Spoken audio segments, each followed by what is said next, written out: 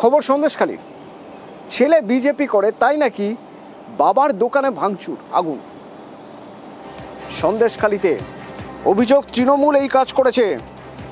তৃণমূল আশ্রিত দুষ্কৃতীরা এই দোকানটিতে আগুন ধরিয়েছে বলে অভিযোগ করছেন দোকানের মালিক। তিনি অভিযোগ করছেন তার ছেলে বিজেপি করায় তার দোকানে এর আগেও ভাঙচুর হয়, আর এবার আগুন লাগিয়ে দেওয়া হয়েছে।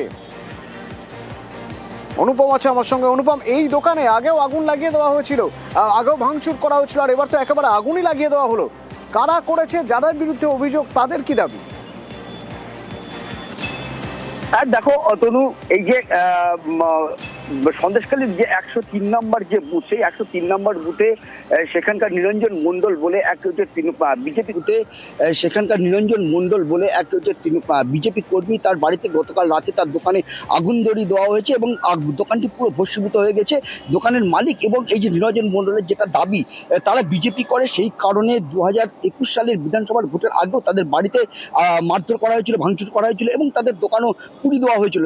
যদিও পরবর্তী সময় তারা সেই দোকানটাকে আবার পুনর্নির্মাণ করে সেই দোকানদারি করছিল, ব্যবসা করছিল এবং সেই দোকানের উপরেই তাদের পুরো পরিবারটা নির্ভরশীল। কিন্তু গতকাল রাতে আবারও সেই একই রাজনৈতিক প্রতিহিংসার কারণে তাদের দোকানটা পুরো আগুনে জ্বালিয়ে পুরো ভস্মীভূত করে দেওয়া হয়েছে। তাদের মূলত যেটা একদম পরিষ্কারভাবে তারা দাবি করছে যে তৃণমূল আশ্রিত গুন্ডারা এই ঘটনা ঘটিয়েছে এবং এই একই দাবি কিন্তু করছে সন্দেশখালীর যিনি পিয়ালি মণ্ডল, যিনি তৃণমূলের নেত্রী, তিনিও কিন্তু একই দাবি করছে। যদিও এই পুরো বিষয়টি কিন্তু অস্বীকার করছে তৃণমূলের নেতৃত্ব। সন্দেশখালীর একের যে তৃণমূলের ব্লক সভাপতি ইমাম আলী গাজী, তিনি যেটা বলেছেন যে সন্দেশখালীতে বিজেপির পায়ের তলার থেকে মাটি সরে গেছে, তাদের কোনো পায়ের তলায় মাটি নেই, সেই জন্য ইচ্ছাকৃতভাবে একটা দুর্ঘটনাকে কেন্দ্র করে তৃণমূলের ঘাড়ে দোষ চাপিয়ে তারা নিজেদের জায়গা তৈরি করার চেষ্টা করছে, কিন্তু সেটা হবে না। সেরকম ধরনের এই যে প্রতিহিংসার রাজনীতি তৃণমূল করে না।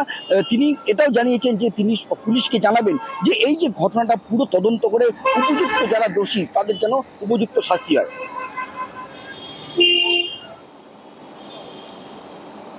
পুটিমারি ঘাটের কাছে, ফেরিঘাটের কাছে একটা দোকান ছিল, সেই দোকানটাকে পুড়িয়ে ভস্মীভূত করে দেয়। তৃণমূলের নেতৃত্বের মদতে হয়েছে।